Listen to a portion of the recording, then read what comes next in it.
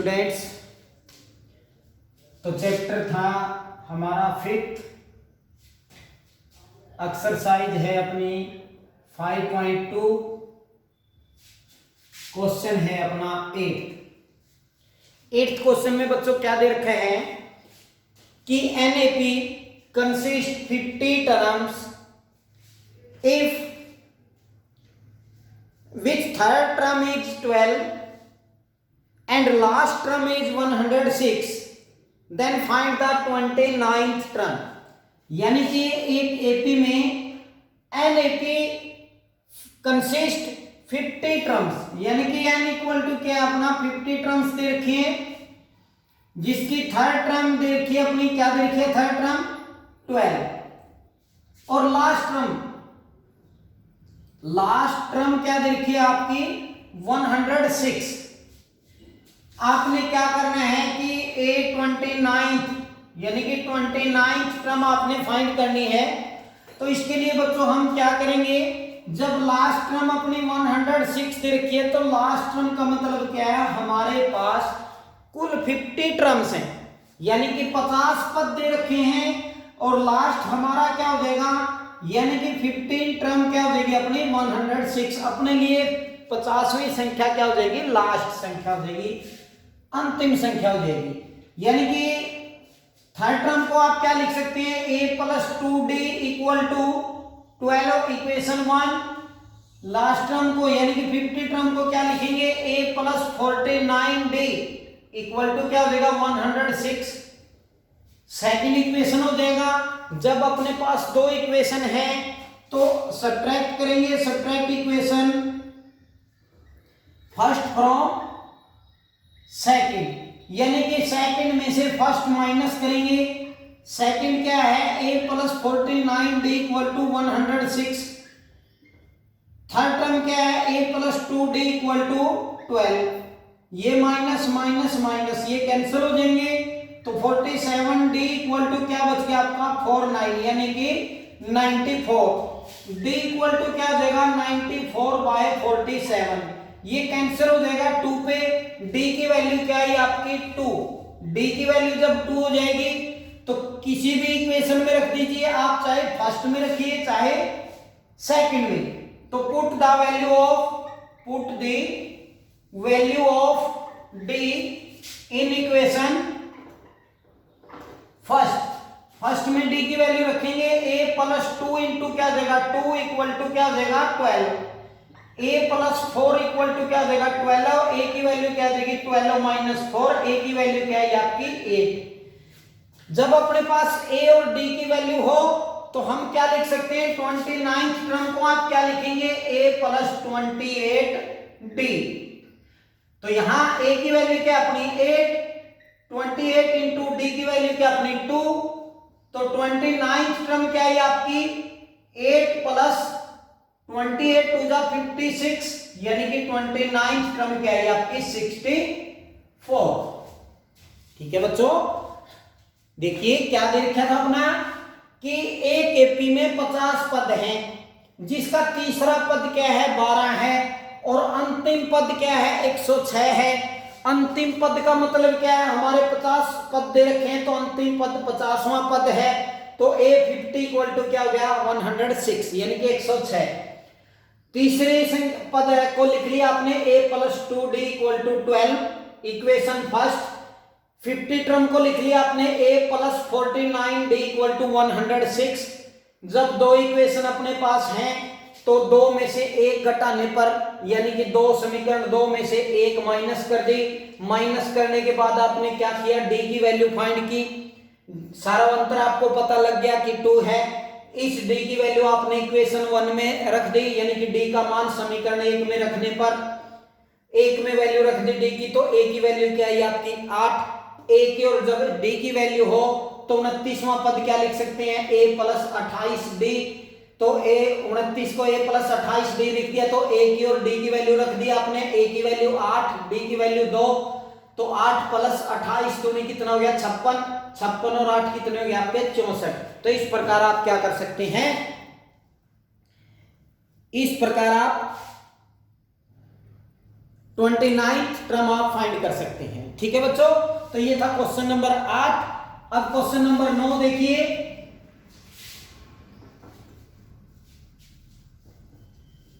Question number 9 में भी ऐसे ही है, 2 पद दे रखे हैं आपको।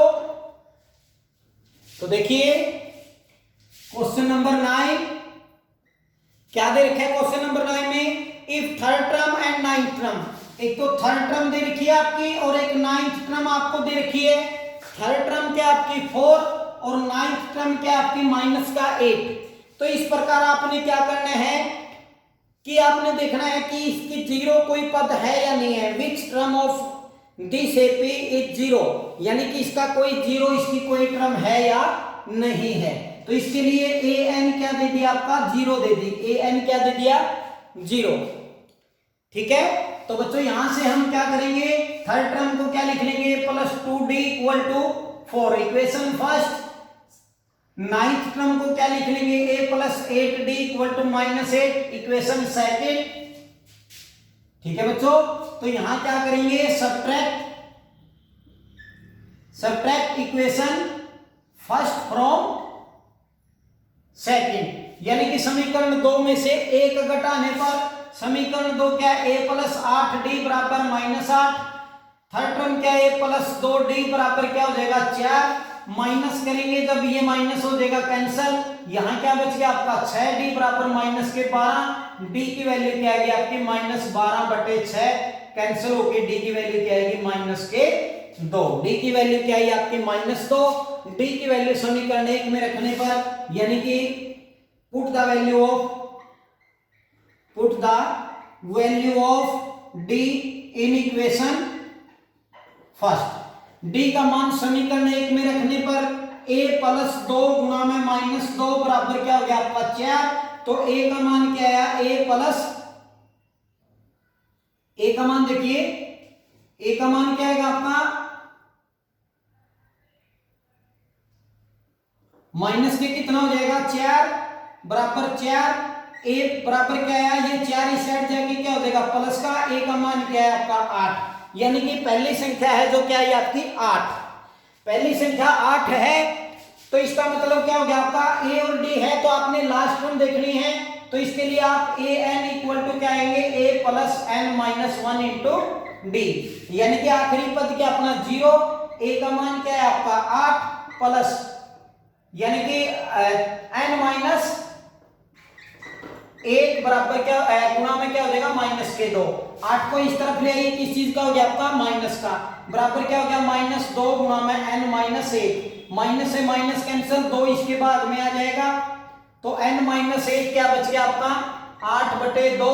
n - 1 बराबर क्या हो गया आपका 4। n को इस तरफ ले गए, क्या हो गया, n + 1, यानी कि n बराबर क्या है आपका 5। n एक प्राप्त संख्या है, यानी कि n क्या है आपकी नेचुरल नंबर आया, तो इसका मतलब जो पांचवी संख्या है वो क्या है आपकी, इस एपी की 0 है। ठीक है बच्चों, यानी कि जो पांचवी संख्या है वो दी गई एपी की क्या है आपकी पांचवी संख्या है। ठीक है, तो इस प्रकार क्या दे रखा था, थर्ड टर्म आपकी 4 दे रखी थी, नाइन्थ टर्म -8। an = 0, यानी कि 0 देखने की आपने कौन सा पद है, इसके लिए आपने सेकंड थर्ड टर्म को a + 2d = क्या लिख लिया, 4। नौवीं संख्या को क्या लिख लिया, a + 8d = -8। समीकरण 1 में से 2 घटाने पर d का मान क्या है आपका -2। ये d का मान किस में रख दिया, समीकरण 1 में रख दिया। इस प्रकार a का मान क्या है आपका 8, a का मान 8 है, d का मान -2 है। तो अपने देखनी है क्या है कि 0 कौन सा पद है, तो इसके मतलब क्या है, an = a + n - 1 गुणा d।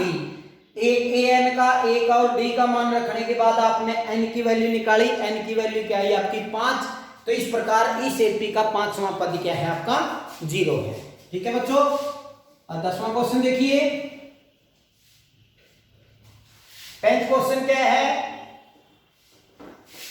10th क्वेश्चन देखिए,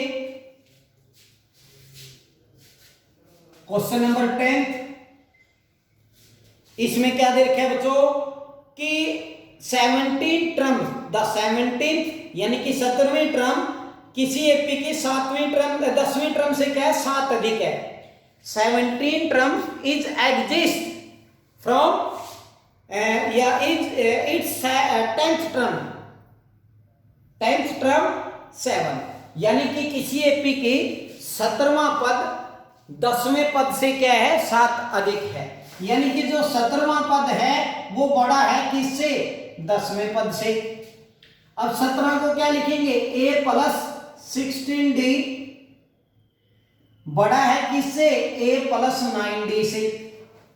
कितना बड़ा है 7। तो बच्चों दोनों को बराबर करने के लिए, दोनों को ग्रेटर देन को इक्वल में बदलने के लिए क्या करेंगे आप इसमें +7 कर दीजिए, क्योंकि ये है जो ये क्या है a17 इक्वल टू क्या है यानी कि 10वीं टर्म से 7 अधिक है।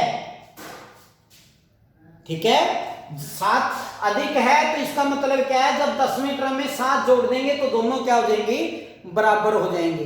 तो इस प्रकार आप यहां से इन दोनों को इस तरफ लेके आएंगे a प्लस 16d माइनस का a माइनस का 9d बराबर क्या बच जाएगा 7। a से a कैंसिल हो जाएगा, 16 में से 9 गए 7d बराबर क्या बच गया आपका 7। d का मान क्या है आपका 1, यानी कि जो सारावंतर आपने निकालना था सारावंतर क्या है आपका 1।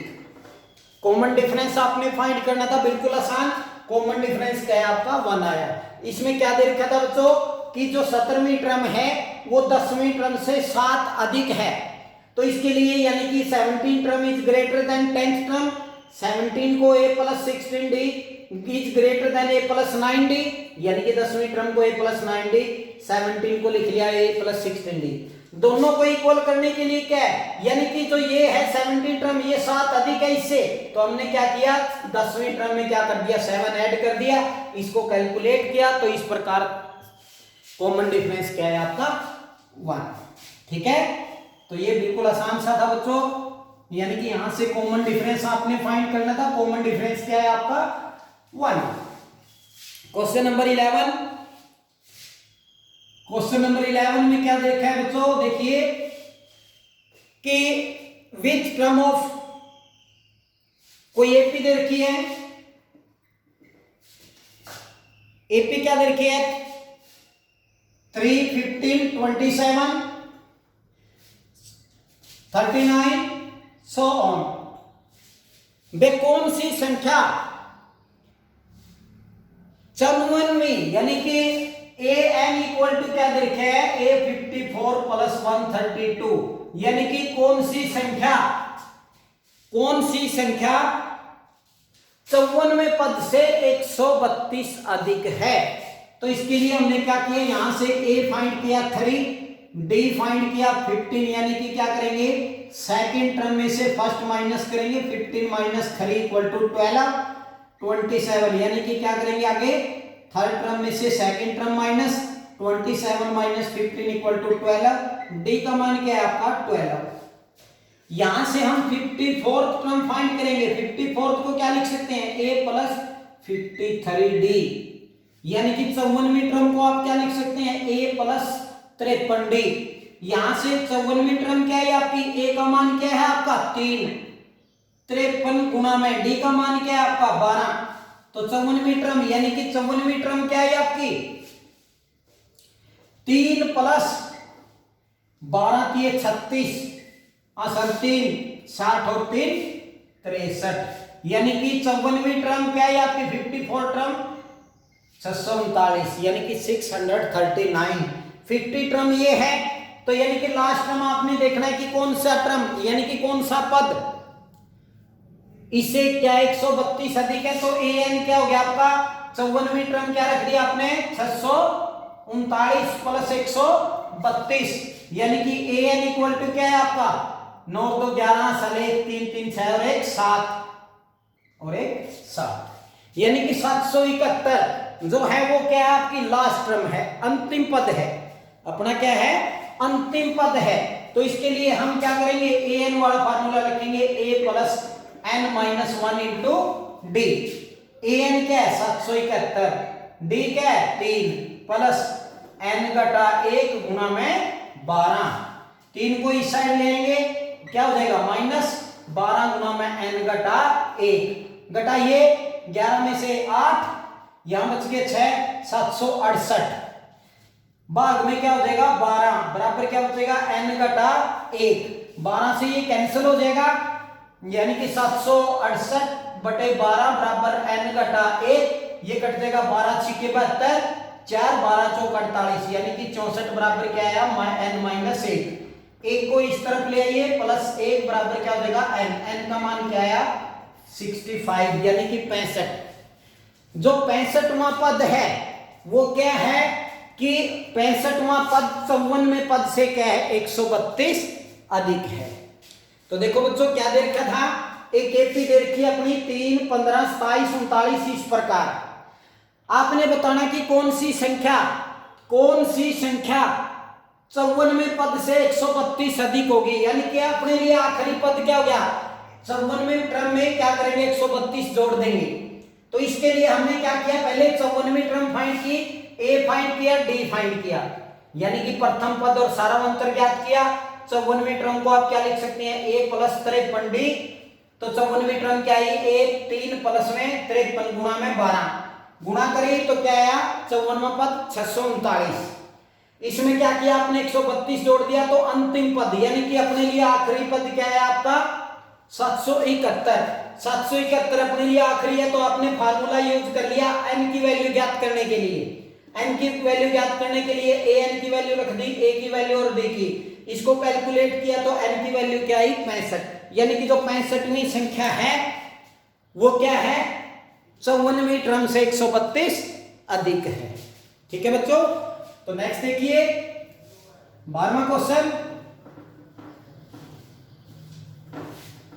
क्वेश्चन नंबर 12 में क्या दे रखे आपको, शायद 2 एपी दे रखी होगी। वो एपी क्या करना है आपने देखना है कि कौन सी संख्या इन दोनों की इक्वल है। 2 APs have the common same common difference, यानी कि 2 एपी दे रखी हैं, दोनों का क्या दे रखा है आपका कॉमन डिफरेंस इक्वल दे रखा है। तो the difference between their 100 term is 100, यानी कि इसके 100वें पदों का अंतर क्या दे रखा है आपका 100, तो इसके 1000वें पदों का अंतर आपने ज्ञात करना है। तो क्या करेंगे, लेट फर्स्ट एपी, आपने फर्स्ट एपी लेट कर ली A1 A2 A3 so on. Second AP क्या हो जाएगी, सेकंड एपी हो गया आपकी कैपिटल ए ले लिया A2 A3 so on. Common difference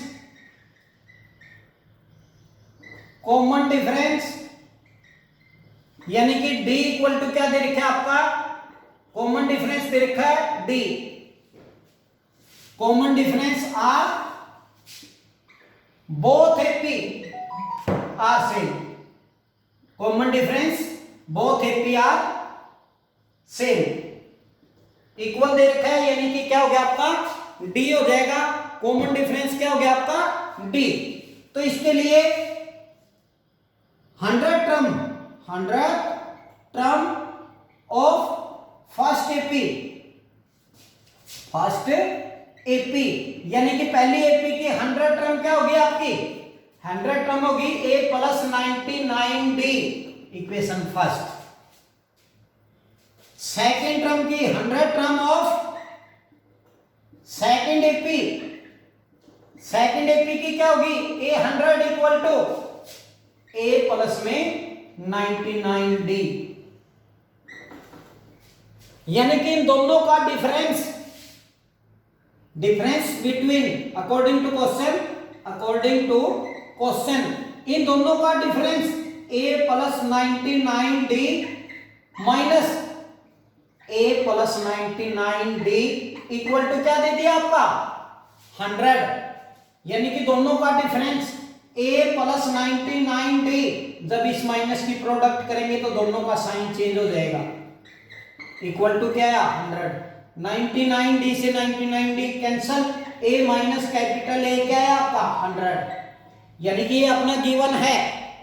अब 100 टर्म यानी कि 1000 टर्म ऑफ फर्स्ट एपी, यानी कि पहले की 1000 टर्म क्या होगी A प्लस 999D, सेकेंड की क्या होगी 1000 term A plus 9900D।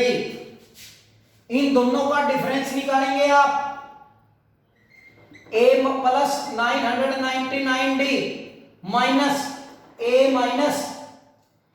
A plus 999d, ये फाइंड करेंगे।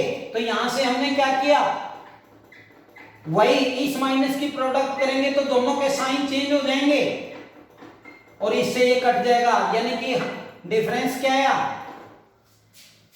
1000 टर्म का डिफरेंस भी क्या है, a माइनस ए। ठीक है, तो a माइनस ए की वैल्यू क्या है आपकी, a माइनस ए की वैल्यू क्या है आपकी 100 फ्रॉम इक्वेशन फर्स्ट। यानी कि इक्वेशन फर्स्ट से क्या है, a माइनस ए की वैल्यू क्या है 100 है, तो 100 भी यानी कि 1000 टर्म की एक 1000 टर्म का डिफरेंस भी जो क्या आया 100 आया। ठीक है बच्चों, देखिए क्या दे रखा था कि दो एपी दे रखी है, दो एपी में क्या दे रखा है, जब दो एपी है तो दोनों का 100 टर्म का डिफरेंस यानी कि 100वें पदों का अंतर क्या दे रखा है 100, तो इसके 1000वें पदों का अंतर आपने ज्ञात करना था। इसके लिए माना पहली एपी मान लिया आपने a1 a2 a3, दूसरी एपी कैपिटल ए ले लिया a1 a2 a3, इसके लिए कॉमन डिफरेंस दोनों का क्या है, डी है, सेम है। तो पहली एपी की क्या है 100 टर्म फाइंड की, a प्लस 99d, दूसरी की ज्ञात की, दोनों का अंतर यानी कि क्या दे रखे 100।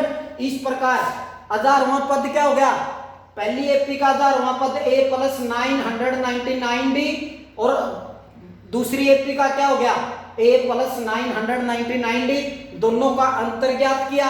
अंतर क्या है a माइनस ए, और a माइनस ए की वैल्यू क्या आपकी 100 है, जो इक्वेशन क्या है फर्स्ट से। इक्वेशन फर्स्ट में क्या है a माइनस ए क्या है आपकी 100। तो इस प्रकार इस एपी के 1000वें पदों का अंतर भी क्या हो जाएगा आपका 1000 हो जाएगा, 100 हो जाएगा, सॉरी 1000वें पदों का अंतर भी 100 और 100वें पदों का अंतर भी 100, क्योंकि कॉमन डिफरेंस क्या था आपका सेम। ठीक है, ठीक है बच्चों, तो इस प्रकार हम 13वां क्वेश्चन देखिए। 13वें क्वेश्चन में क्या देखा है बच्चों, 13वां क्वेश्चन देखिए, how many 3 digit number are divisible by 7, 3 अंकों की कितनी संख्याएं, 3 अंकों की कितनी संख्याएं 7 से विभाज्य है। तो एपी क्या हो जाएगा अपना एपी, यानी कि 3 अंकों की संख्या क्या हो जाएगी, 3 अंकों की संख्या 100 से शुरू होती है, 100 से फिर 101, 102, 103, यानी कि इस प्रकार हम लिखते जाएंगे, इतनी प्रकार लिखते जाएंगे। कहां तक लिखेंगे हम 999 तक, क्योंकि आगे 1000 आ जाएगा, 1000 में क्या होते हैं 4 अंक। तो 3 अंकों की संख्या लिखेंगे, इनमें पहली संख्या क्या है, इसको 7 से भाग करिए नहीं होगी, इसको 7 से भाग करिए नहीं होगी, इसको करेंगे ये भी नहीं होगी, तो ये ऐसी क्या मिलेगी अपनी 105। तो पहली संख्या क्या मिलेगी 105, दूसरी 112, फिर 119, इस प्रकार क्या मिलेगी आपकी एपी हो जाएगी। ठीक है, अब कितनी संख्याएं, यानी कि लास्ट क्या करेंगे, लास्ट है 999, फिर 998, फिर 997, फिर 900 उल्टी लिखेंगे 96, 995, 994, इस प्रकार लिखते लिखते लास्ट क्या थी अपनी 100। ये उल्टी लिख लेंगे, उल्टी में हम देखेंगे इससे इसको भाग करेंगे 7 से नहीं होगी, इसको करेंगे नहीं होगी, ऐसे हम देखेंगे तो लास्ट टर्म क्या मिल जाएगी अपनी को 994। तो यानी कि लास्ट टर्म क्या मिल गया आपको 994। इस प्रकार हमें क्या मिल जाएगा एपी अपने मिल गई कि पहली संख्या क्या है जो 7 से भाग हो जाएगी 105, दूसरी 112, तीसरी 119, इस प्रकार करते करते आखिरी क्या आपकी 994। तो इस प्रकार ए बराबर क्या आपका 105, डी बराबर क्या आ जाएगा आपका 7, क्योंकि इसमें से ये माइनस करेंगे, इसमें से ये माइनस करेंगे। ठीक है, तो इस प्रकार ए एन क्या आपका 994। तो इस प्रकार हमारा फार्मूला है ए प्लस कोई भी टर्म निकालने का a n equal to a plus n minus 1 into d. A n क्या हो जाएगा आपका, ए एन है 994, ए क्या आपका 105 प्लस एन घटा 1 गुणा 7, 105 को इस साइड ले आइए, क्या हो जाएगा आपका माइनस का इक्वल टू 7 गुणा में एन घटा 1, घटाइए 14 में से 9 गए, 5 गए 9, यहां बच गया 8 और 9 में से गया 8, ये 7 क्या आ जाएगा इसका भाग में एन घटा क्या रह जाएगा 1, 7 से कैंसिल करिए, 7 एकम 7, बच गया 1, 7 दूनी 14, बच गए 4 7 7 49, बराबर क्या हो गया n घटा 1। एक को इस साइड ले आइए, 127 प्लस 1 बराबर n, n का मान क्या है 128, यानी कि 128 3 अंकों की 128 संख्याएं हैं जो किसे 7 से विभाजित हो जाएंगी। ठीक है बच्चों, ऐसी क्या है 128 संख्याएं हैं 3 अंकों की संख्या जो क्या है 7 से विभाजित हो जाएगी। ठीक है बच्चों, तो सेम इसी प्रकार आपका क्या है 14 क्वेश्चन है। 14 क्वेश्चन में क्या दिया आपका, यानी कि दो संख्याएं दे दी 10 और 250 के बीच में 4 से विभाजित होने वाली कितनी संख्याएं हैं। Question number 14। ठीक है बच्चों, यानी कि क्या है 10 और 250 के बीच में 4 से भाग होने वाली, 4 से भाग होने वाली कितनी संख्याएं हैं। तो इसके लिए हम एपी बनाएंगे, एपी यानी कि 10 11 12 13 14 इस प्रकार हम लिखेंगे कहां तक 250, ये इनके बीच की संख्याएं हो जाएंगी 249। ठीक है बच्चों, 248 ये क्या हो जाएंगी इन दोनों की संख्या के बीच की संख्या हो जाएंगी। तो इसके लिए इसकी क्या बनेगी, पहली संख्या क्या मिलेगी आपकी 12, दूसरी क्या हो जाएगी 16, तीसरी 20, इस प्रकार करते करते आखिरी क्या मिलेगी 248। जब 248 है तो a बराबर 12, d बराबर क्या आपका 4, an आखिरी क्या आपका 248। तो वही है an वाला फार्मूला करेंगे a plus n minus 1 into D. an क्या 248 बराबर ये क्या आपका 12 प्लस n घटा 1 गुना में 4। 12 को इस तरफ ले आइए, 448 घटा 12 बराबर 4 गुना n घटा 1। ठीक है बच्चों, तो हम क्या करेंगे यहां से क्या होगा 248 में से 12 यानी कि 236 बराबर भाग में 4 आ जाएगा n घटा 1 कैंसिल करिए, 4 पंजे 20, 4 में 36, 59 बराबर n माइनस 1 को इस तरफ ले आइए, किस चीज का हो गया प्लस का, तो n बराबर क्या है आपका 60। यानी कि 60 संख्याएं 10 और 250 के बीच की 60 संख्याएं ऐसी हैं जो किसे 4 से विभाजित हो जाएंगी। ठीक है बच्चों, तो इस प्रकार आपने 14 तक करनी है। कोई भी समस्या आती है तो कॉन्टैक्ट नंबर आपका 9991903674 से आप कॉन्टैक्ट करिए और अपनी समस्या को दूर करिए। Thank you.